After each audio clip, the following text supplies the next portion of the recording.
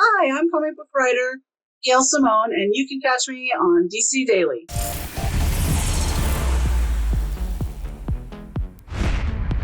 Welcome to DC Daily. I am Amy Dallin, and today I am so excited because I am joined virtually by one of my favorite comic book writers ever. Welcome back to the show, Gail Simone. Oh, hello, Amy. It's so good to see you again. You're so kind, and I miss seeing you at conventions, but we'll get to that down the road. Yes, someday. So, how are you doing right now? I'm actually doing really well. I'm pretty used to working in a dark office full of nerd stuff by myself, and that really hasn't changed.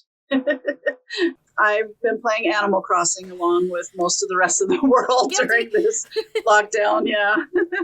So that's been a nice distraction. And sometimes when I see people that I know and especially that I miss, we meet on the island in Animal Crossing, I'm like, oh, I miss you so much. It feels like you're getting to visit a little bit. So, in addition to all of that, which sounds fabulous, what DC comics are you reading right now? Or who are your writer inspirations at DC? Well, as far as the DC comics that I'm reading right now, it's very cool to have the DC universe because there's so much available. And since I started writing Flash, especially, I've been really digesting from Silver Age comics and loving like the wonder of it all. And then like as far as inspirations for me, when it comes to comics, I really feel like the biggest sin that you can commit in comics creation is to be boring. And so I look at people like Steve Gerber, Grant Morrison, Wayne McDuffie, Louise Simonson, writers like that who dare to take a chance and be offbeat and do something new. And I admire that so much. That's a fabulous list, and you truly never know what is coming next from those creators. I love that. Yeah. That's the whole thing that keeps you reading. You have written a library of amazing DC comics, but I'm a little biased, so I am happy that we are going to start with Wonder Woman. You did one of my all-time favorite runs on Wonder Woman. What was your vision for her? I wanted all of her stories to actually have happened. I didn't want to be the writer that came in and wanted to wipe away her complete history and just start from scratch. Because I truly do feel that these characters have been around for 75 years for a reason. There's something compelling about them that people really relate to and grab onto. And yes, they do need updated. They do need, some spice injected sometimes, but they exist still for a good reason. And with Wonder Woman, the main things that I wanted to do personally is I wanted to take her down off the pedestal, give her some flaws, and let her crack a joke once in a while, because that's a lot of pressure to have to be perfect 24/7, in all of the universe and all of time. And the other thing I wanted to do with the origin was Superman's origin is that he's an immigrant. Batman's origin is that he suffered a tragedy, but he'd already lived some life by the time, he started becoming Batman. Whereas Wonder Woman, her origin story is a birth story. And I started looking at how many of the previous writers had actually given birth, and there really wasn't too many. And I noticed that her creation was very idealized and didn't represent what I and many of my friends and family have gone through while giving birth. So I wanted to add I didn't want it idealized, I wanted to add some fear and blood and things being a little bit uncomfortable. So those were some of the things. And then also I started thinking, there's this beautiful island that exists of all women, and their culture has been around for 3,000 years, and no one has ever become pregnant or had a child. And then all of a sudden, the queen is allowed to have one child for these women on the island. What would that mean?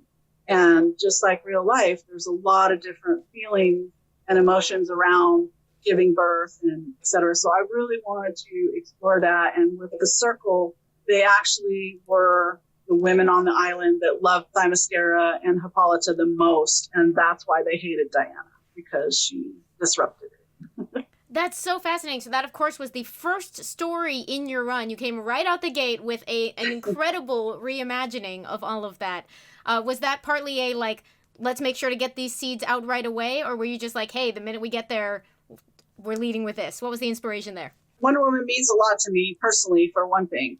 I had grown really frustrated with the stories with female heroes growing up. And when I came upon Wonder Woman in a comic, it really changed the game for me and how I looked at what I thought a lead female heroine should be and what she should represent. And so many times, not only do we, in the past have resorted to stereotypes of women or idealized versions that are not being told from the point of view of a woman. And I really felt that if I was going to be given the chance to write this amazing character, that I didn't want to shy away from the feminine themes of her character that I felt should have been there. What advice do you have for new writers if they are taking on Wonder Woman? I say take her off the pedestal, find the thing that's relatable to your reader about her, and then you can put in all the wonder and the powers and all that around it. But don't resort to stereotypes of of perfection, female perfection. All right. Your Birds of Prey run is also a stone cold classic. That run has had many wonderful lineups in it, but of that core cast, what do you think each member brings to the team? Well, at the time when I started writing Birds of Prey, Oracle was everything in the DCU. It did not revolve around Superman. It didn't revolve around Batman. It revolved around Oracle. And Barbara Gordon is one of those characters that always meant a lot to me, too, because she completely changed my life. And after seeing her on screen the first time, I went to school and spoke up more, defended myself against the boys pulling my hair, all those things like really made this huge difference. And her as Oracle, where basically she sits in the clock tower and she's planning everything and knows everything that's going on in the DCU, was a fantastic interpretation of that character. And I loved every minute of it. And then you bring in Black Canary, who I felt should be the number 2 female character in the DCU after Wonder Woman. I always felt that, and what the stories we were seeing a lot was her being kind of a wet blanket, or the Jiminy Cricket character to tell Oliver, to calm down, don't get out of control.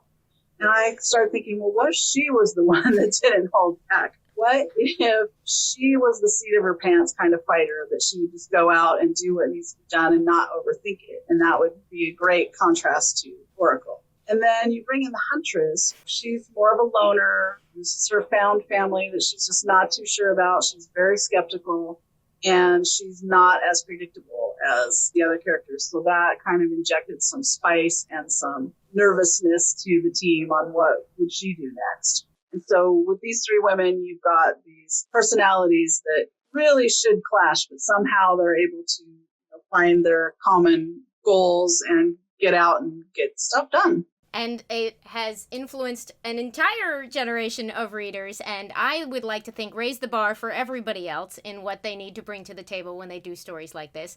Do you have a favorite Birds of Prey story? I do. That is tough. That is a tough question, but I would have to say it's Sensei and Student. First of all, I love Lady Shiva, and being able to bring her into the book and give Black Canary somebody to just, be really up against. And I wanted also to take her on that journey of becoming the best martial artist in DC. So just everything about that run is the things I love personally, and that I hope other people as readers would respond to too. And that was where Black Canary really came into her own. You are currently writing new stories for The Flash, and they have been so much fun, especially King Shark, who I'm always down for at all times. What kind of new challenges did you want to bring to the character? I was asked to write Flash when I first started writing comics, and I really didn't think at the time that it was a good fit. There was a science guy, and I just wasn't sure that I was feeling it. And then later, recently, when I was asked, I decided to do it more of as a challenge and trying to find, what I liked about the Flash and what kind of stories we could tell. And when they told me that they were going to be designed for the new Flash reader to attract people who haven't read Flash before, as well as just being great Flash stories for anyone to enjoy, I got really excited because that meant I could borrow from all different eras of the Flash and take what I felt were the best things. And make this one amazing Flash. And dealing with the Barry and Iris relationship and the Flash rogues is just so much fun. And once I realized that he's a crime scene investigator and that I could write little mysteries among, all the superhero stuff, then I started getting really excited about it. And now it's, one of my favorite things to write is the Flash. And, he's one of the last, what I call pure superheroes that we can write in comic, the big two right now. So I love it. And it shows. It is so much fun to read. Another of your works that is, for me, an indelible legendary part of DC canon is, of course, your run on Secret Six. Since you've been picking up some new quarantine hobbies, what would the Secret Six do with their islands in Animal Crossing? Oh my gosh, this is not a good idea, guys. I think that if they were stuck on an island together and there was no one else there and they couldn't get off the island, first of all, I think Deadshot would kill them all for turnips and trade them in for turnips. So I don't think they would last all that long, depending on how good their skills were against Deadshot. So I'm sorry, but Secret Six is not, don't bring them to your island, people.